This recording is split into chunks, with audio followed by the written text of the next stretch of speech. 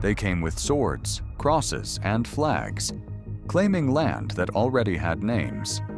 But the story doesn't end in conquest. Across the Americas, indigenous peoples resisted. They rose, adapted, and endured. This is the untold saga of how they fought back, not just with weapons, but with memory, culture, and resilience. The ships appeared like strange birds on the horizon, their sails catching winds no one had seen used that way before. For many indigenous communities across the Caribbean and mainland Americas, the arrival of Europeans in the late 15th and early 16th centuries was not a discovery. It was a rupture, a world-shattering disruption that came without warning, unfolding faster than anyone could comprehend. When the Spanish arrived in the Caribbean, they brought not just swords and muskets, but something far more devastating. Diseases, smallpox, measles, influenza, and typhus tore through native populations with terrifying speed. Communities that had never encountered such pathogens had no immunity, and entire villages vanished in weeks. It is estimated that within just a few decades, up to 90% of the indigenous population in some areas had died, not from war, but from the invisible invaders they could not see or understand. This collapse wasn't just biological. It was spiritual, cultural, and psychological. Elders who held oral histories succumbed. Priests, shamans, and spiritual leaders died before they could pass on their wisdom. In the face of mass death, many indigenous peoples believed the gods had abandoned them, or worse, that these strange men from across the sea had brought with them gods more powerful and wrathful than their own. Meanwhile, the conquistadors moved quickly. In the Caribbean, the Taino and Arawak peoples were among the first to encounter Spanish colonists. Columbus's second voyage brought with it not just settlers, but soldiers, missionaries, and administrators. Forced labor systems were imposed almost immediately. With deadly efficiency, the encomienda system enslaved thousands under the guise of civilizing them. Even as their numbers plummeted, the trauma of those early years cannot be overstated. Children were separated from their families. Communities were relocated or entirely dissolved. Sacred temples were razed. Names were replaced. Gods were outlawed. Gold, seen by some indigenous cultures as holy, was torn from rivers and mountains with brutal urgency. And always, behind every economic goal or religious justification, there was the violence. Systemic, relentless, and cold. And yet, in the midst of this chaos, seeds of resistance began to stir. This first contact was not met with passive acceptance. Confusion gave way to clarity. Stories passed quickly from village to village, warnings carried by survivors. The first battles may have ended in defeat, but they lit a fire that would burn for centuries. This was not just the end of an era. It was the beginning of a long, bitter fight for survival. And that fight was beginning. They had no cavalry, no steel, no gunpowder, but they had the will to fight. As the Spanish foothold expanded in the Caribbean and then on the mainland, indigenous peoples began to recognize that these strange, pale-skinned men were not temporary visitors. They were conquerors. And the response was swift. From small-scale skirmishes to organized strategic uprisings, resistance became a defining feature of indigenous survival in the 1500s. One of the earliest documented revolts came from the Taino people of Hispaniola, led by a cacique named Caonabo. Outraged by the brutal treatment of his people and the destruction of their sacred sites, Caonabo orchestrated the destruction of the Spanish fortress La Navidad in 1493, the very first Spanish settlement in the New World. His act was not just defiance, it was a warning. However, the Spanish responded with overwhelming force, capturing Caonabo and shipping him back to Spain in chains. He died en route.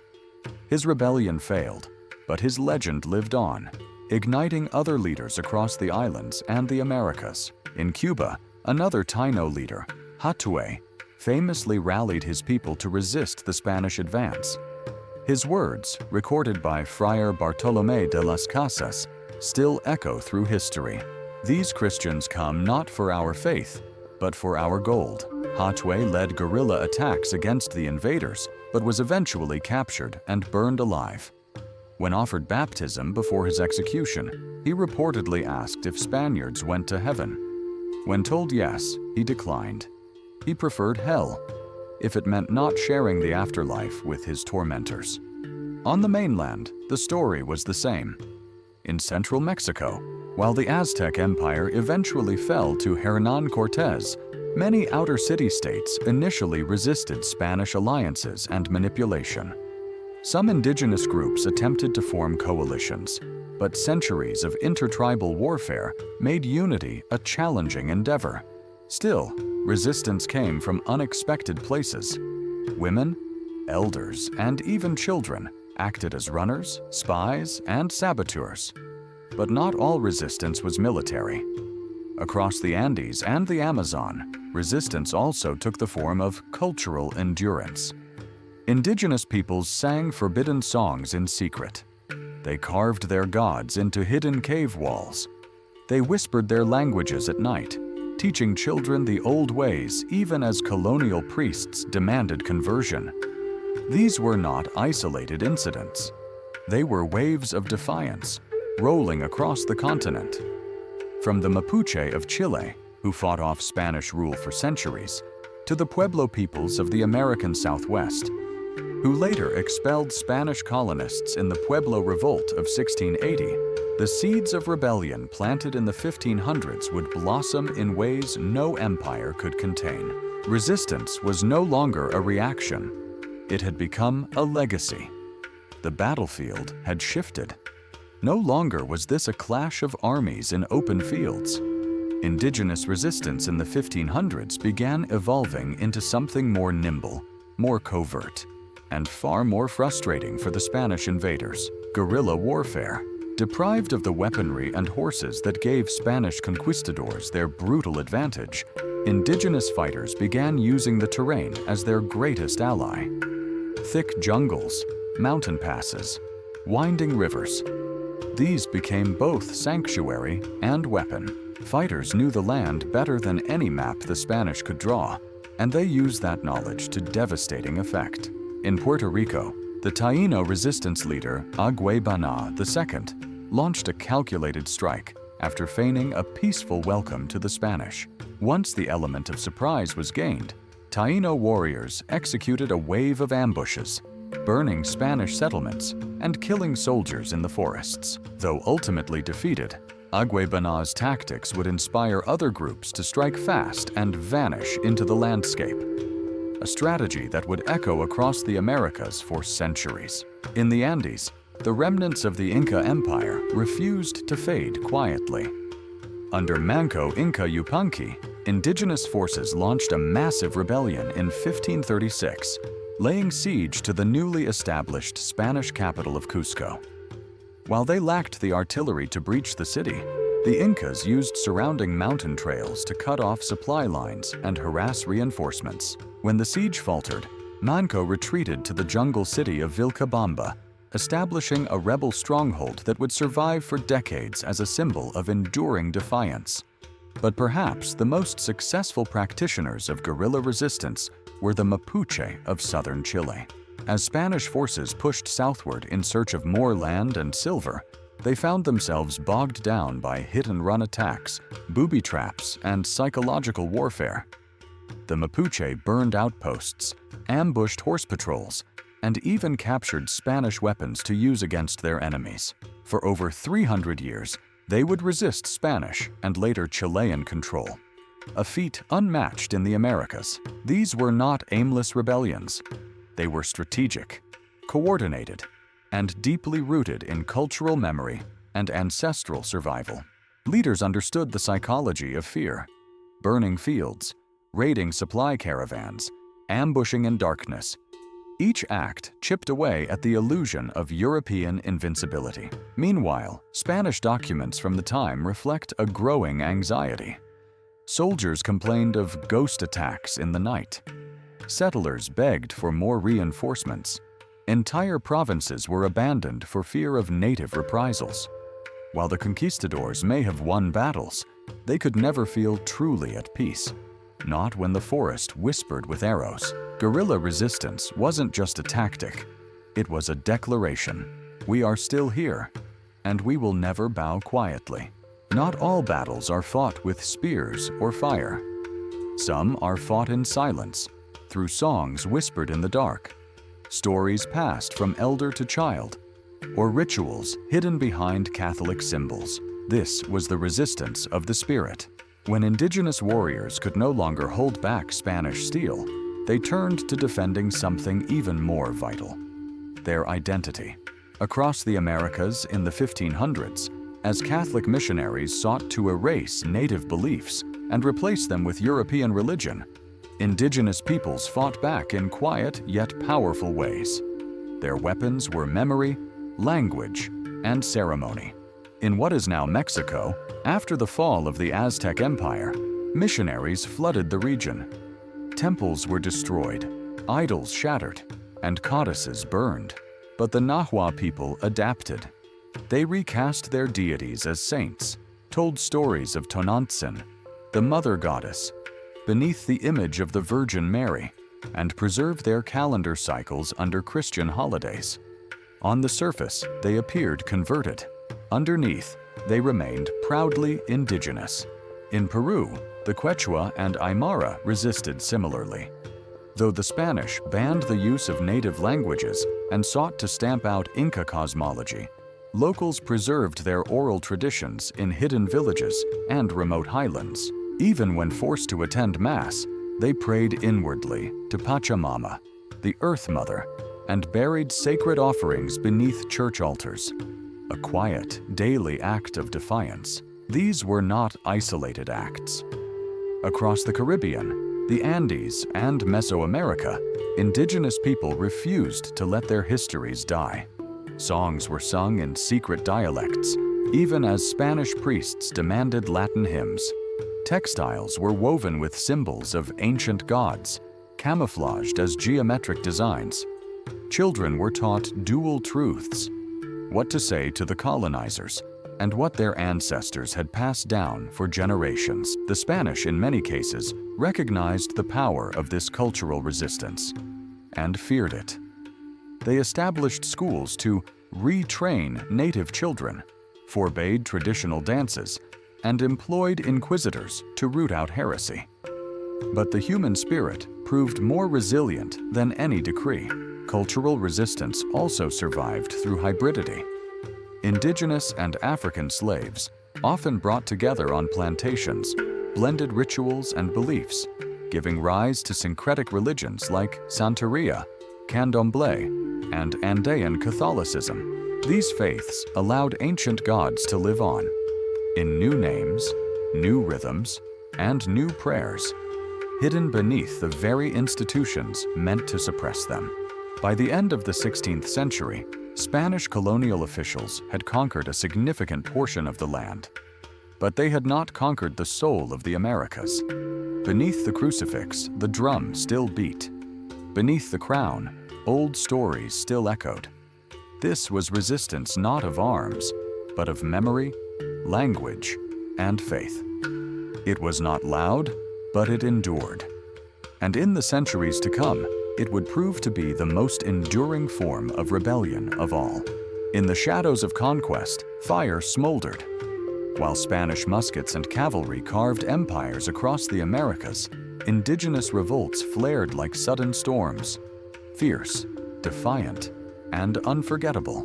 From the Caribbean to the Andes, resistance took the shape of uprisings, some short-lived, others legendary. The first embers sparked in Hispaniola, where Taino resistance began almost immediately after Columbus's arrival. In 1495, Caonabo, a powerful Taino chief, led a bold attack against the Spanish fortress of La Navidad.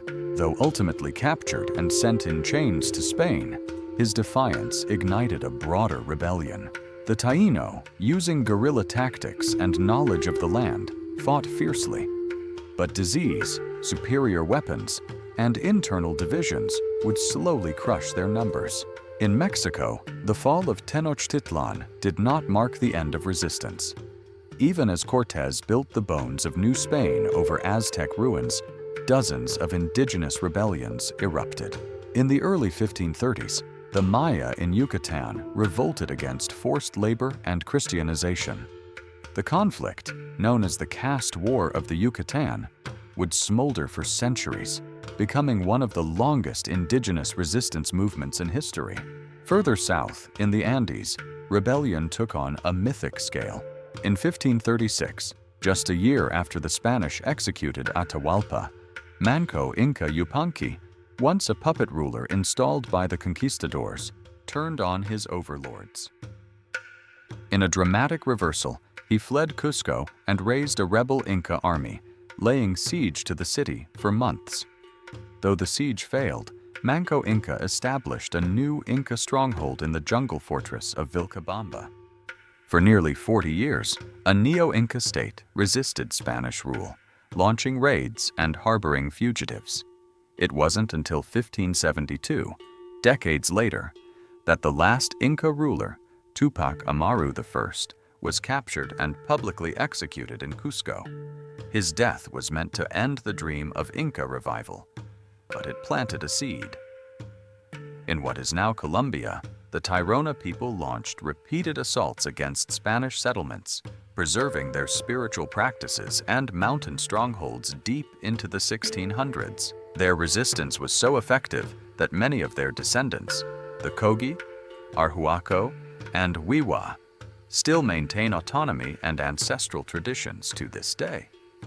These uprisings were not just fights for land, they were struggles for dignity, identity, and freedom.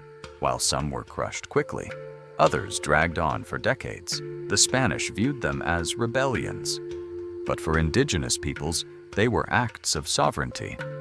And the fear of revolt haunted colonial rulers. It forced them to build fortresses, garrison cities, and rely on brutal punishment and spectacle to maintain control over populations. Executions were public, bodies were displayed, but even these measures could not guarantee peace, because under every Spanish church, there was an older temple. Under every viceroy's rule, there were stories of warriors, not forgotten, not broken, waiting for their time. Not all resistance came with raised spears.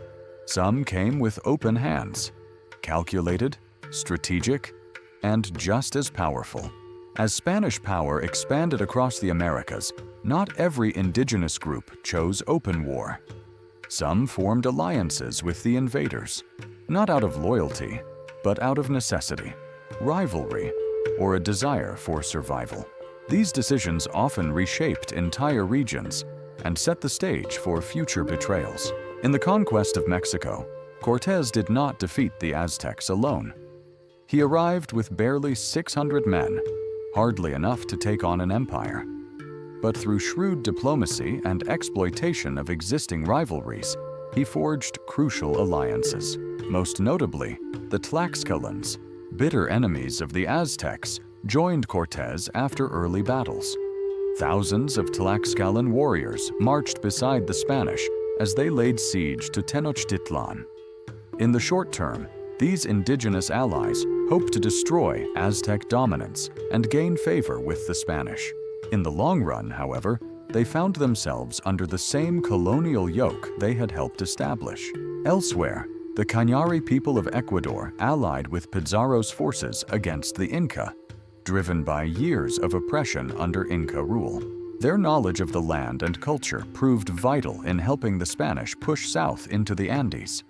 But once the Inca were defeated, the Cañari were quickly subjected to Spanish rule. Taxed, converted, and controlled like the rest, it was a pattern repeated across the Americas. Some indigenous leaders saw the Spanish as a tool to rebalance power, to break old enemies, or protect their communities. But the cost of these bargains was often devastating. Once the Spanish consolidated control, they imposed the encomienda system, claimed land, and crushed local autonomy, regardless of prior friendship. Yet some groups played the game more wisely. In northern Mexico, the Tarahumara people alternated between cooperation and resistance, adapting to Spanish pressures while maintaining their autonomy.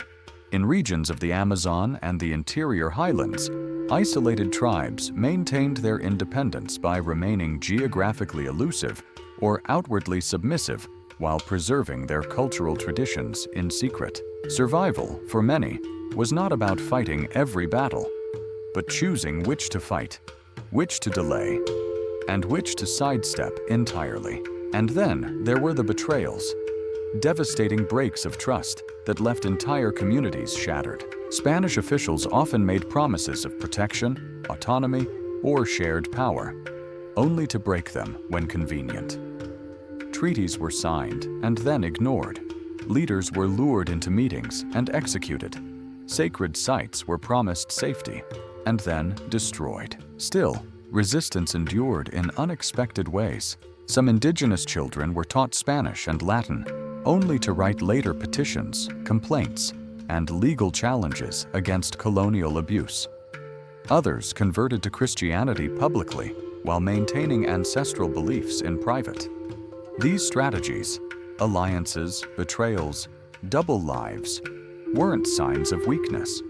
They were signs of resilience, of people doing whatever it took to protect their bloodlines, languages, and ways of life in a world that had turned against them. When swords failed and allies turned traitor, indigenous survival took a different form, one far more enduring than rebellion.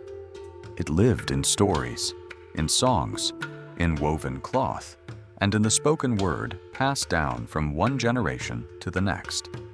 This was resistance not of fire and arrows, but of memory. As Spanish colonization spread across the Americas, indigenous cultures were subjected to intense efforts of erasure. Temples were torn down and replaced with churches. Native tongues were banned in favor of Latin and Spanish. Rituals were criminalized, and children were taken to be civilized in European-style missions and schools. But for every law imposed, indigenous peoples found ways to bend without breaking. In the Andes, for example, the Inca quipu, a system of knotted cords used to record everything from census data to sacred knowledge, was banned by Spanish authorities. But oral historians, known as quipucamayaks, continued to recite genealogies, myths, and epics from memory, becoming living libraries of Inca civilization. Across Mesoamerica, native scribes trained by missionaries began writing historical chronicles, but not from the Spanish perspective. Works like the Florentine Codex, compiled by Fray Bernardino de Sahagún with the help of Nahua scholars, preserves Aztec history, cosmology, and daily life in both Spanish and Nahuatl. Though framed within a Christian context, these documents smuggled indigenous voices into the colonial archive. Art, too, became a tool of quiet defiance. Retablos and Christian paintings in mission churches often featured subtle references to native deities or cosmologies, hidden in plain sight. Saints wore feathered headdresses. Biblical scenes were painted on woven bark paper, a medium sacred to the indigenous world. In the Caribbean, where indigenous populations had been nearly wiped out, cultural memory took on new forms. Survivors, often women, passed down fragments of Arawakan languages, stories of the ancestors, and healing practices. These cultural threads would later influence Afro-Indigenous communities, blending with Caribbean spiritual traditions such as Santeria and Obeah. Meanwhile, language became a quiet battleground. In many regions, native languages continued to be spoken in the home, even as Spanish dominated the church and the courtroom. Over time, indigenous Spanish creoles and hybrid dialects emerged, preserving vocabulary, idioms, and worldview even under colonial pressure. Every lullaby sung in Quechua, every dance step performed under moonlight when the priest was away, every word whispered between elders in the old tongue, was an act of cultural endurance. Though the Spanish believed they were remaking the world in their image, beneath the surface, the heartbeat of indigenous culture never stopped. It beat in secret, in silence, and in survival, becoming the foundation of modern Latin American identity. Because while land could be taken and temples torn down, memory was a fortress no empire could conquer. When indigenous peoples were forbidden from praying to their gods, they didn't stop praying. They adapted. Across the Americas in the 1500s, missionaries set out to destroy indigenous religions, often by force. Idols were burned, sacred groves cut down, ceremonial sites desecrated. Priests declared native deities to be demons, and entire cosmologies were dismissed as pagan lies. But indigenous people were not passive recipients of conquest. Instead of rejecting their beliefs, they hid them behind Catholic symbols. This phenomenon became known as syncretism, a quiet, creative resistance where the old gods found refuge inside the icons of a new faith. In Mesoamerica, the goddess Tonantzin, mother of creation in Aztec belief, re-emerged as Our Lady of Guadalupe, a Catholic figure who appeared to an indigenous man in 1531. But she seemed not as a European woman. She had dark skin, wore stars on her cloak, and stood atop the moon, all powerful Aztec symbols. To Spanish priests, she was the Virgin Mary. To the Nahua people, she was Tonantzin reborn. In the Andes, the Inca sun god Inti didn't disappear either.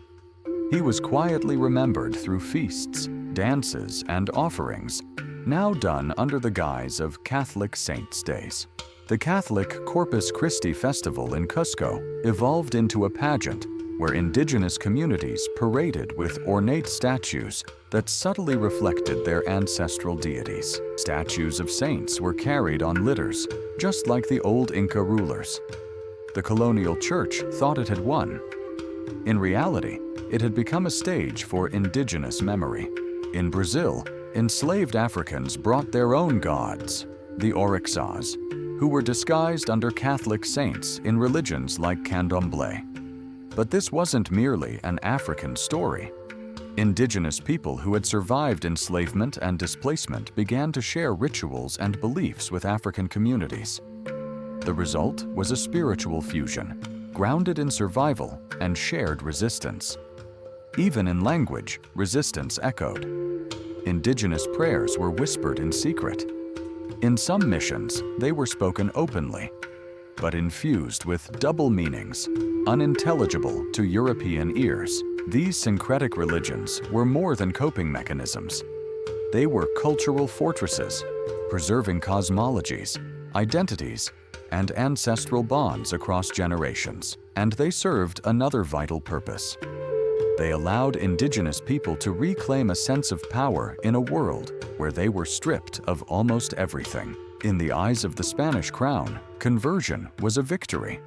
But in the hearts of the converted, the gods had never left. They had changed their names. So when a child lit a candle before a saint statue, or an elder poured chicha on the earth before Mass, or a village danced through the streets with a banner of the Virgin, they weren't forgetting. They were remembering, in the only way they still could. The cross was not always met with folded hands. In the 1500s, as the Spanish and Portuguese empires expanded, religion became a weapon, not just for spiritual conquest, but for enforcing submission. But for many indigenous groups, forced baptism was not salvation. It was humiliation. And some chose to fight back, not only with arrows and blades, but with the fire of belief. One of the earliest recorded religious uprisings came from the Taino people in the Caribbean. Spanish missionaries declared their gods evil, destroyed ceremonial sites, and forbade sacred dances. In response, some Taino spiritual leaders, Bahique shamans, began to stir revolt, warning their people that the Christian God was a spirit of death. While their rebellion was quickly crushed, It showed how religious imposition could spark open resistance. Further south, the Maya in the Yucatan Peninsula were baptized by force, yet many kept their traditional rites alive in secret. In 1562, the Franciscan friar Diego de Landa uncovered hidden idols and ritual manuscripts in the town of Mani. In a frenzy, he led a campaign to burn Maya texts and torture suspected heretics. But what he triggered in return was fury. Maya leaders plotted a secret spiritual revolt, blending traditional rituals with Christian phrases to deceive the friars. They taught children both the catechism and the old glyphs. Every statue burned by the friars was recreated in private. Their defiance was theological. Their rebellion was cultural. In New Spain, Mexico, similar tensions simmered. Villagers who had once worshipped the rain god Tlaloc found themselves forced to pray to saints who neither brought rain nor stopped famine. In many rural communities, whispered rumors spread that the Christian god had caused drought, or that Mass itself was a curse. In response, indigenous villagers refused to enter churches, sabotaged mission buildings, or returned to mountain shrines. Not all resistance was hidden. In 1572, in the Peruvian Andes, an Inca nobleman named Tupac Amaru, the last ruler of the Neo-Inca state in Vilcabamba, was captured and executed by Spanish authorities. His death sparked widespread mourning and spiritual unrest. Across Quechua villages, people began to reject Spanish priests, refusing sacraments, closing mission schools, and secretly praying to the sun once more. These rebellions were not just political. They were acts of faith, driven by the conviction that indigenous deities still watched over their people, that ancestral spirits still had power, and that the foreign god did not belong to them. The Spanish thought they were saving souls, but for many indigenous nations, it was their souls they were fighting to protect. And even when uprisings were silenced, the prayers, both old and new, never stopped. The swords dulled. The ships left. The friars aged and faded into paintings and manuscripts. But the indigenous spirit, defiant, resilient, and enduring, never vanished. Despite centuries of conquest, disease, enslavement, and forced conversion, the descendants of the first resistors still walk the lands their ancestors defended. And they carry more than memories. They have the echoes of centuries of survival. By the late 1500s, Spain and Portugal had redrawn the map of the Americas. Cathedrals stood atop sacred sites. Indigenous languages were outlawed in schools. Christianity became law. And yet, in the cracks of this empire, the old ways endured. In Mexico, descendants of the Mexica, Tlaxcalans, and Otomi still whispered Nahuatl prayers beneath church bells. In Peru, Quechua villagers offered coca leaves to both the Virgin Mary and Pachamama. In Brazil, Tupi and Guarani stories lived on in oral traditions, preserved across generations despite centuries of suppression. These were not passive relics. They were acts of cultural resistance. Resistance no longer always wore war paint. It dressed in language, in food, in lullabies, in legends. Indigenous identity was not erased. It was transformed and hidden, only to re-emerge when the fires of empire dimmed. Even into the 20th and 21st centuries, the legacy of the 1500s echoes. The Maya continue to fight for land rights in Guatemala. Mapuche communities in Chile resist the extraction industries. In the United States and Canada, indigenous nations demand recognition of broken treaties. Treaties that trace their origin to the same colonial ideologies born in the 1500s. In Bolivia, an indigenous president, Evo Morales, rose to power, the first in a nation whose colonial history had long silenced native voices. In Mexico, Dia de los Muertos blends Catholic and pre-Columbian traditions, a modern celebration with ancient roots. And across the Americas, millions proudly identify as indigenous, challenging stereotypes, reclaiming language, and rewriting the historical narrative. The empires that once sought to silence these people have crumbled. The missions have grown quiet. But the voices of those who resisted, the warriors, the shamans, the mothers who refused to give up their children, the elders who passed down stories in secret, those voices still speak. History often celebrates the conqueror, but in this chapter of the New World, the greatest triumph was survival. Not as victims, but as guardians of memory.